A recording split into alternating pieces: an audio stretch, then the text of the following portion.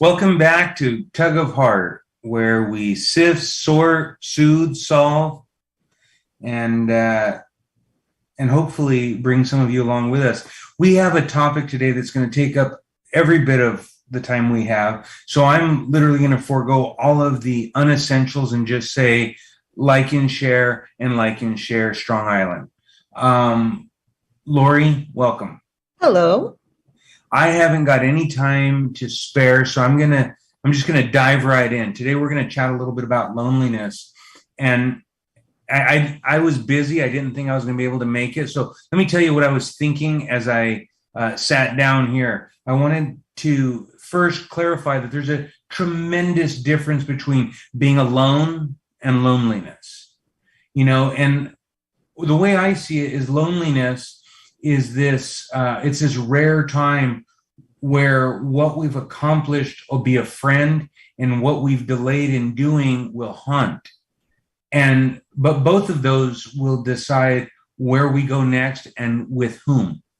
I think that as I kind of bundle this all together so that we can take off and get into it, I also want to talk today, because I know you're making notes, a little bit about death, because it can have an element of uncertainty because loneliness is so violently Isolated. We have such a great opposition to loneliness. Generally, some people are quite comfortable, but that's really would be the exception. I think it's an oddity, a rarity.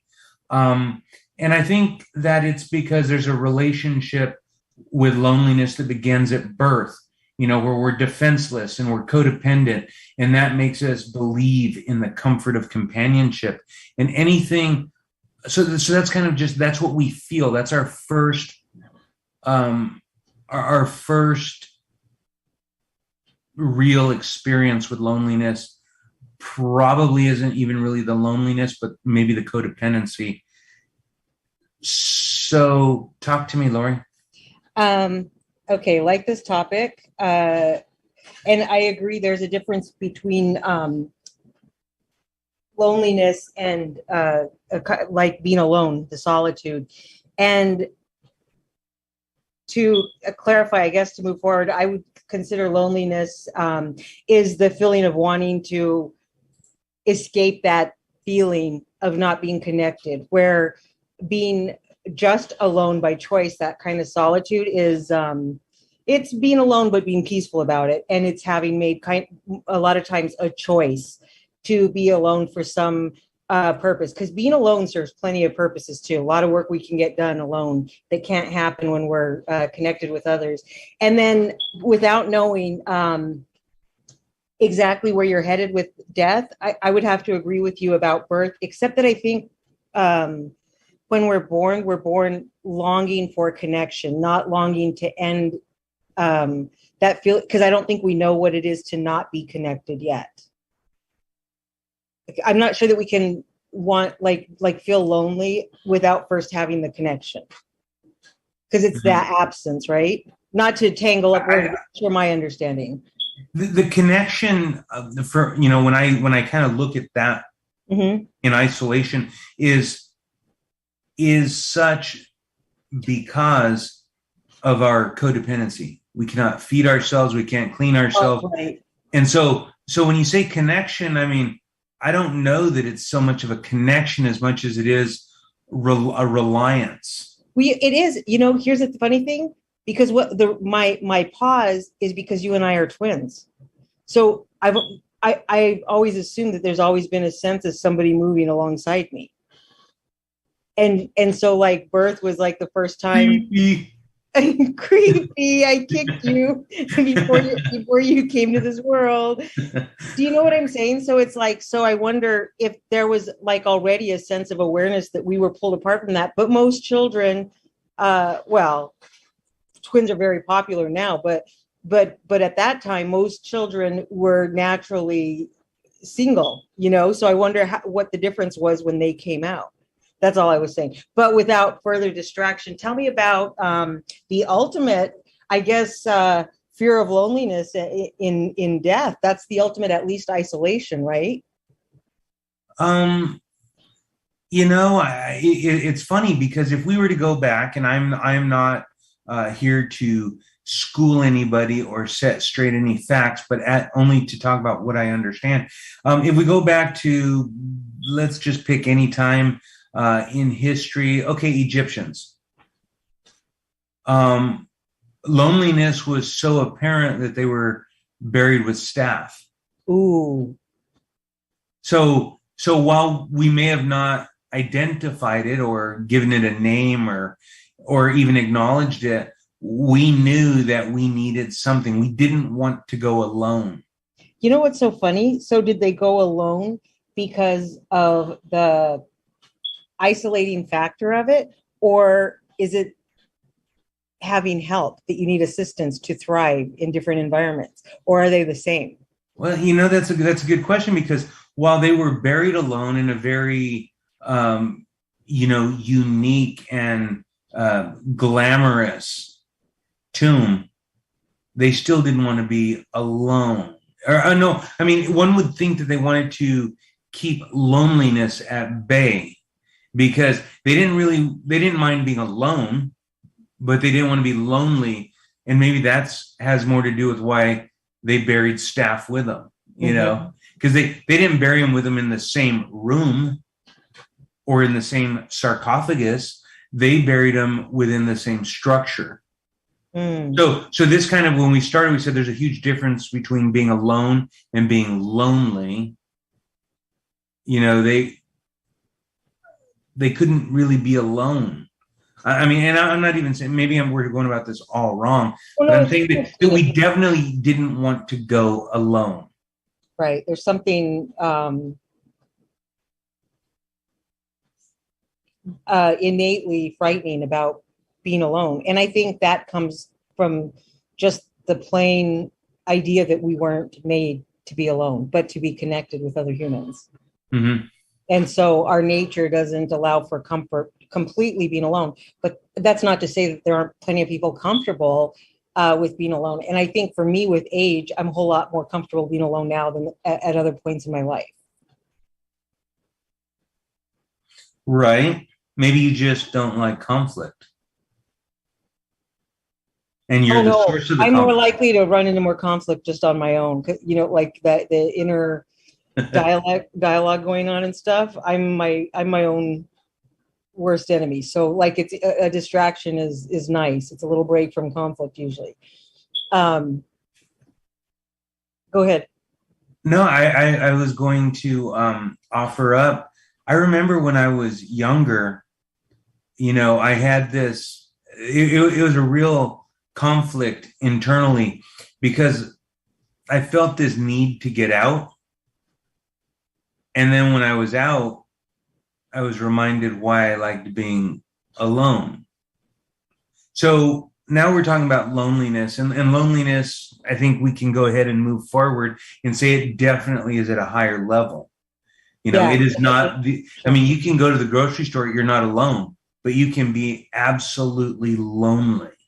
I remember. So what is the qualifying characteristics that keep loneliness at bay? Relationship, connection, quality of relationship. What's the caliber? Are we close? Can I call at any time? Can I call in the middle of the night? Can I call with a bad dream? I mean, what is it about a relationship? What must a relationship have that prevents us from feeling lonely? I mean, my immediate feeling when you said that is that it would be the feedback we get from people in interaction. Instead of there's something about back and forth that where other people can act as a kind of way to see ourselves, and this makes a lot of getting out of loneliness sound selfish, but ironically, I do think that at least a chunk of most people's lives, being around other people has a whole lot to do with the self. And then I think later in life, you will make being around people more about you kind of work on who you are on your own time, and then when you're interacting with others, it's more about relationships, a little bit more. Because one of the other things I say a lot is like nowadays you can start to understand that by having a look at what pains people will like enthusiastically take on for inclusion, and how much little verification they need that inclusion is happening, where we see people, the mob mentality, following the herd. We think like this. So you feel like if you think like certain people, you're included. But at the same time, in our society, people have never felt lonelier. Mm-hmm. So they're going through all these steps to avoid being alone.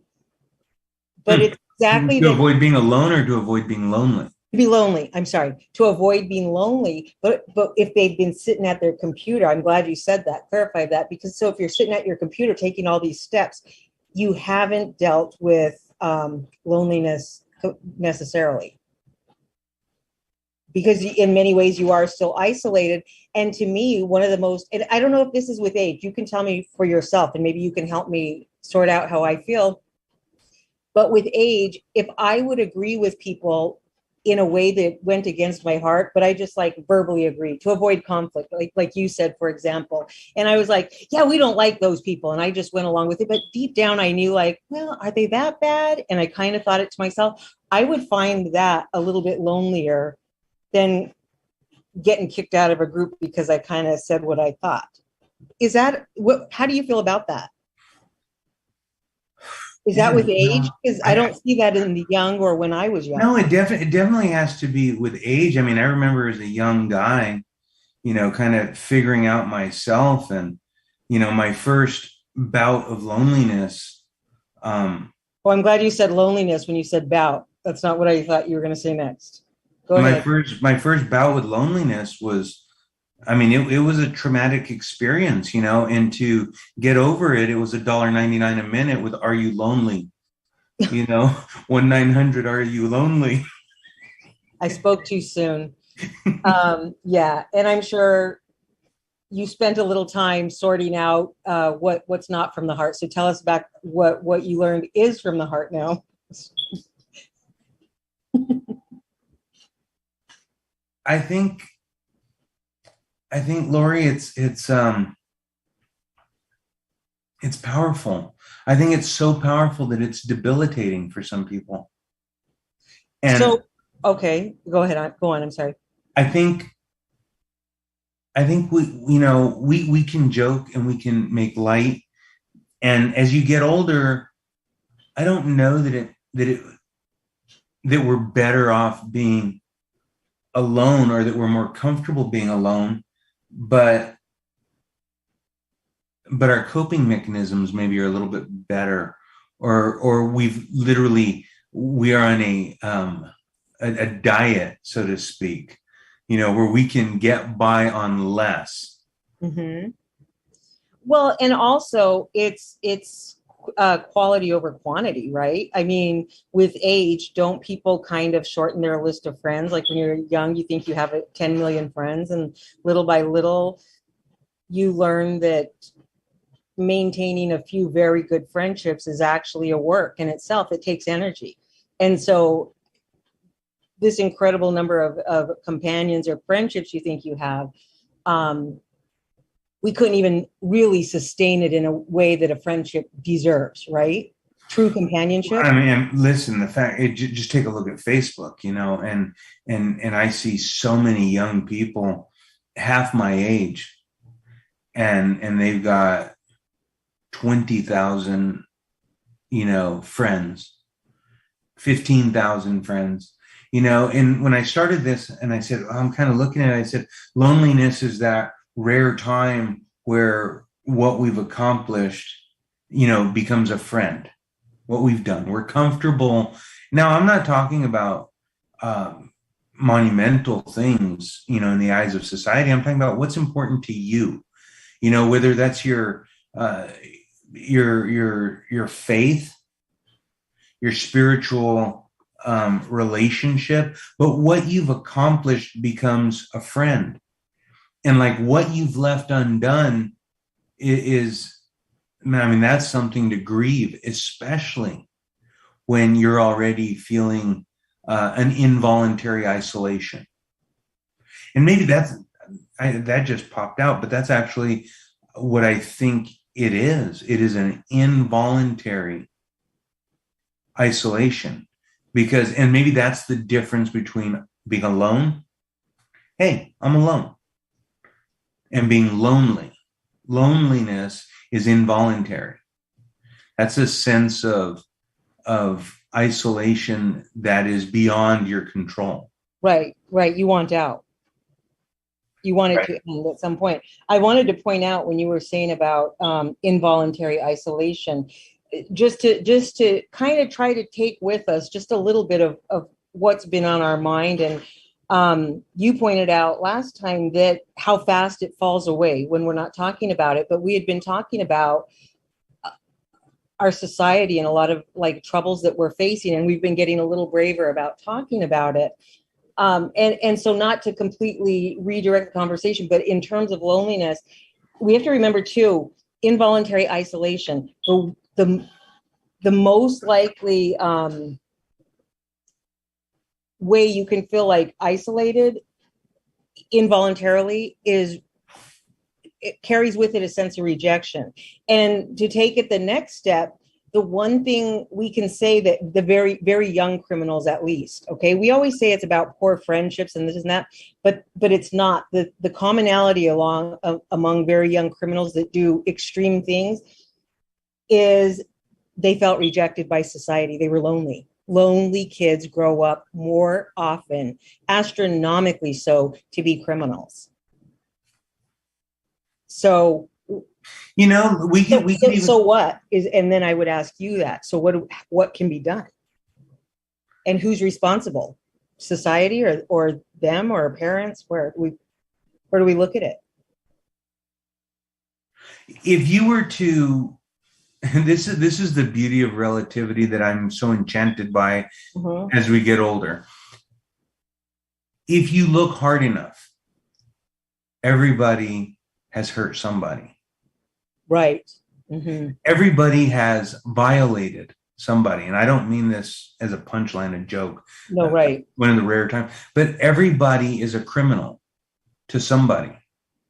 Ooh. You know, so loneliness, you know, as we sit here and we try to kind of place that, and you're talking about these people that become criminals because they're lonely and they lash out and, you know, and then they become something worse. And yet, when you look at it, we've just established a scale of what's tolerable and what's intolerable. Where is the benchmark by which we levy consequences? Because we've all hurt somebody. Well, part of that then means that some have successfully been redeemed, either socially, some have gotten away with it, and also some have had that rejection. And in rejection, there is also a kind of learning that happens that makes us those that choose to grasp the lesson, the pain, because a lot of lessons we learn involve shame, right? And the shame of being caught, right? And a lot of people latch onto that feeling and say, I don't want to feel like this. And you know what they do? They become more adequate at connecting in a way that's less hurtful, or at least with those that they call theirs down the road, in a way that they mature socially. And so they're better able to enter into and then maintain relationships because they know when I do this, my friends go away. When I do this awful thing, I've never had a friend stay. I'm going to stop. And so some do learn, right, along the way. Took you a while, so I don't know if you get what I'm saying. I'm just kidding. I'm picking on you today because I'm happy to see you. It's funny because you're talking about, you know, just a general heinousness amongst peers, you know, hurtful behavior.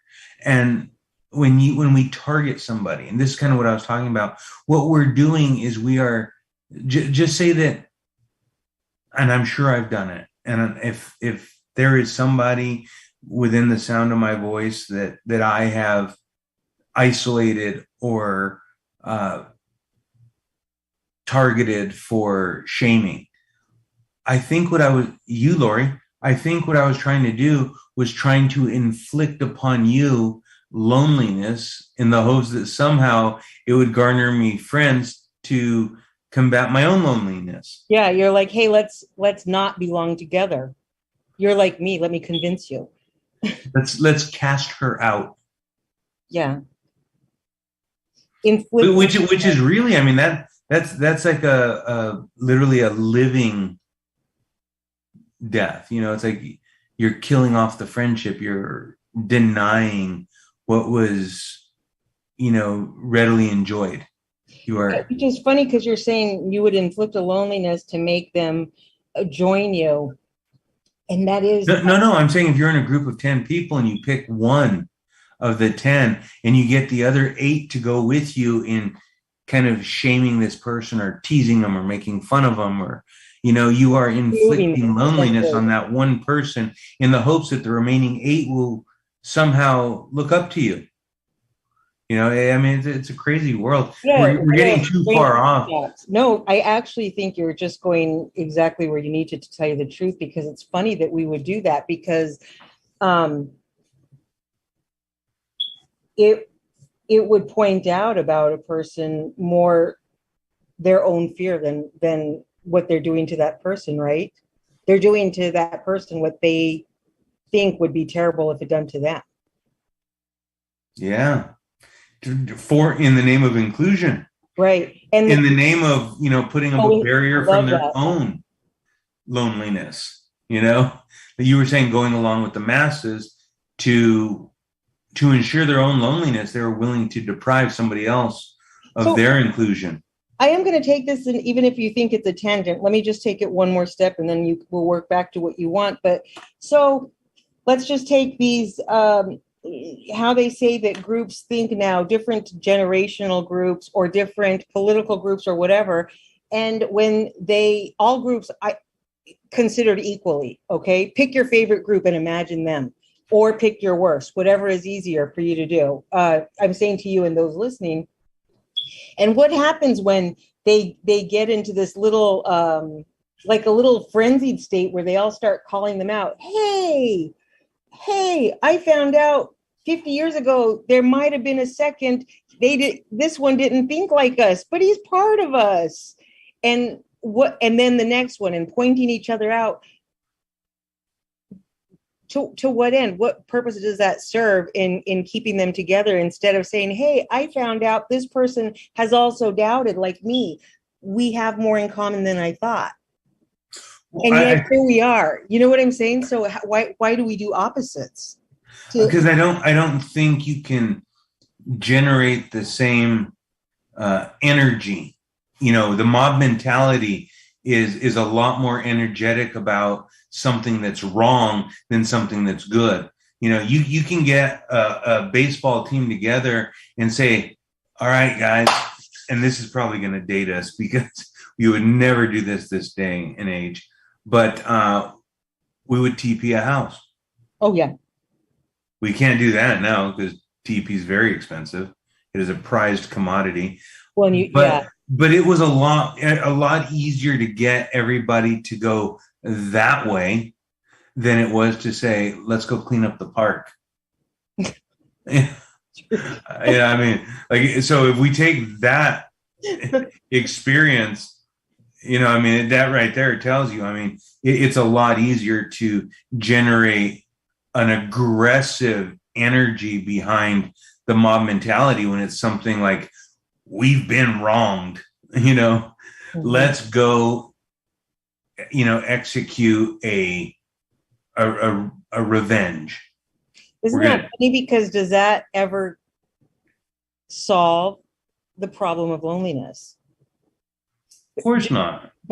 So what gives? Like I said, how do you better develop your relationships, whether it's in a group, or is it that that group is not even relational in the way you think, so we have this false thing we're looking at, because that never satisfies the loneliness anyways. This is why they call it youth and inexperience. It's not just youth, it's inexperience. And sometimes we spend a lifetime gathering the experience necessary to overcome these things. Right. You know, I mean, remember, water chooses the path of least resistance. Mm-hmm. If it hits a boulder, it doesn't go over the boulder, it goes around the boulder. You know, I mean, and eventually wears the boulder away. But, you know, I mean, such is our life. I mean, very few people, you know, choose a more difficult path just because it's noble, you know. Mm-hmm.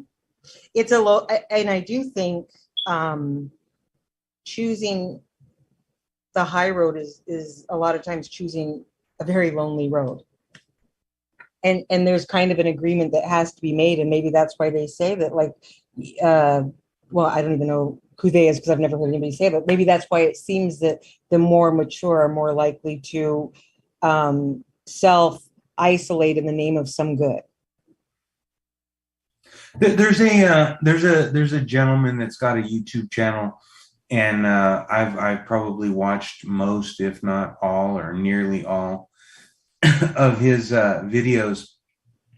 And he is a world traveler. He is an overland traveler, something that I have a really, really high interest in, you know, camping, or, you know, just kind of being out there, being in the wilderness, seeing new things, whether it's waterfalls or lakes or streams or trees. But he does this, he calls it an isolation fix. Almost as though, and he uses the term fix as though it is a illicit narcotic, like I need my fix, right? Mm-hmm. And he goes to some of the most remote places in South Africa or Australia or, you know, England. I mean, or I should say England, you know, just Europe. And he does these fantastic journeys where he's really all alone. And you think loneliness, but he uses that time to, like, he actually looks forward to it because it grounds him. You know, it's very rare that we have that time, and, you know, to ourselves, where we're comfortable with just ourselves. You know, I hate to say this, but I bet you a lot of people just don't really like themselves that much. That's They true. would rather hang out with other people than to hang out with themselves. Well, and that doesn't have to be so for that to be a meaningful thing, because a lot of people also find that in isolation, that's a good time for reflection. And it's a time to even spill over from like this healing, quiet, reflective time. And you can pass that and get a little bit into loneliness. But when you are lonely like that for a while, it makes you understand that the importance of relationships, and you a lot of times, because you've had that time of reflection, you're thinking of others when you're alone. So are you alone if you've brought, you know, thoughts with you? This is a question I'd asked once. But you come back a little better for relationships sometimes after a little time out, and after kind of like if you go on a camping trip and you come back to your wife Joanne, isn't there something a little extra to it, because you long for her, the longing, right? It is a gift you can give people around you, to have that little bit of intentional, meaningful separation where you become kind of a better partner, a better friend, just generally better at connection for the loneliness. I'm just going to flat out say it. I think I have a unique relationship in that yeah, I don't really like to be apart. I mean, Right. I like to do the things that I do. And the real gift is not being apart where my heart becomes fonder. It's being apart where she has a chance to recuperate. You know, she gets to she gets a break, you know, and I think it's I don't think she gets lonely. You know, I don't really get lonely. I mean, but I busy myself, you know. I mean, that's not like I don't think that's a fair um way to look at it because loneliness is again, it's like an unwilling, you Right. know, Well, but what we're isolation. saying is that if you're in isolation, we are human, and at some point, being human, we're made that even though, like, how do we estimate the amount of time that we need of chosen isolation? Sooner or later, we might spill into some loneliness. Oh, whoa! I thought I planned a month out here to get my thoughts together. It took 2 days. We can't predict, how long we're gonna be okay being alone. Some of us very long, I think, because I don't know that I prefer being alone now. And I spent most of my life really not. And I do like to be alone. But then I also like not to. So it's hard to imagine what's most right, I guess. But so Yeah, tell me now. Oh, go ahead. again, and I love you to death, Lori. I love you absolutely to death.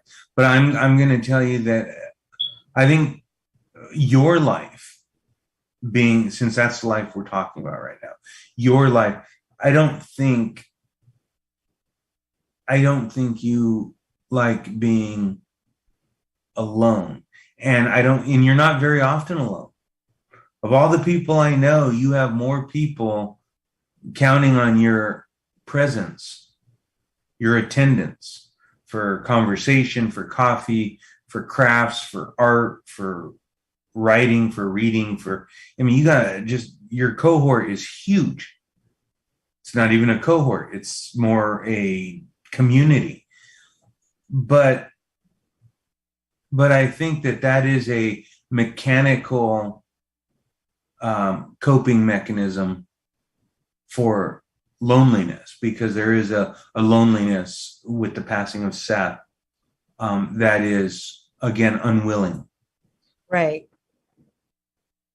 So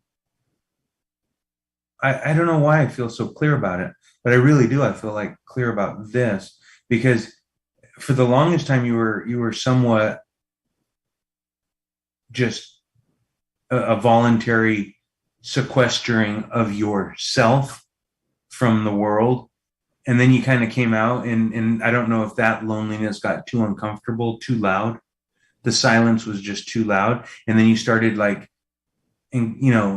talking with me, refamiliarizing yourself with all of the friends that you have. And it became a very, I don't know, is it a coping mechanism?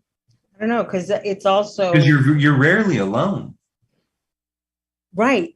But maybe that's what it is because I also, well, actually, I think I'm alone a lot more than it seems like. But also when I'm not alone, a lot of times I'm like, I guess the way that I would say it is that if I am alone and that's disrupted, I have discomfort with it because I'm like in a different kind of zone when I'm alone. So it's uncomfortable to. You're in a different zone when you're alone. Mhm. You're a poet, didn't know it. That's funny. Tell me about, or I don't know where we are for time. We may have to push to the next one about the death and loneliness you were talking about earlier. I just recognize death as an uncomfortable topic for a lot of people. Mm-hmm. And I'm thinking to myself, okay, why? Well, because you don't get to handhold in death.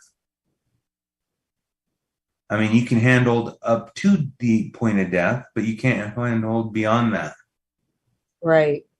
And so there is you know, I don't know. I mean, I think we like to be surrounded by friends, by relationships, as you were saying, relationships. And I guess we're meant to be, right? I believe so. I mean, I think we're meant to travel. I mean, we're, as my wife would say, we're pack animals. Mm-hmm. You know, loneliness isn't part of what we do. I mean, we got a lot of square miles in this country, and yet we choose to live in very densely populated areas. You know, and yet you look at loneliness in New York City is probably one of the highest. And most people are within, probably 10 or 12 feet of another person, whether it's through the, tightly fitted walls of, communal buildings or, work relationships. Space is a premium, but yet we choose to congregate. Right. But don't you think, too, that the loneliness in that circumstance would be compounded by just the contrast of so many people? And I haven't spoken today, and I've crossed hundreds, thousands of people. Like, that's almost shockingly, like a shocking reminder of your state. We've lost the skill of just random socializing. Right. I think it's maybe a lost art. Okay, so this pretty much brings us to a close. I mean, I feel like we could go on and on and on and on and on, but this is good. Yeah, it's a lot to think about, because again, we always just scratch the surface in the first talk of things, Gotta be honest. I gotta be honest, Lori. I haven't felt lonely in an awfully long time. Even if I go camping, even if I, am doing an activity, but my relationship is strong, or at least I believe it's strong. I hope it's strong. But I'm comforted by that relationship, whether or not we're in the same room. Mm-hmm. Hold that thought, because we're gonna do a part 2 of loneliness, and I think I'm gonna corner you on this, because I think there's different types of loneliness. All right, let's do it. So let's move forward, asking you how to minimize loneliness, or get better at being less lonely, however we decide to word it. So until next time, those of you listening can like and share the podcast, and also Strong Island. And Leroy, you're up next time in the hot seat. That makes my work easy. I'll just ask questions. Excellent. Look forward to. Adios. Okay. Farewell.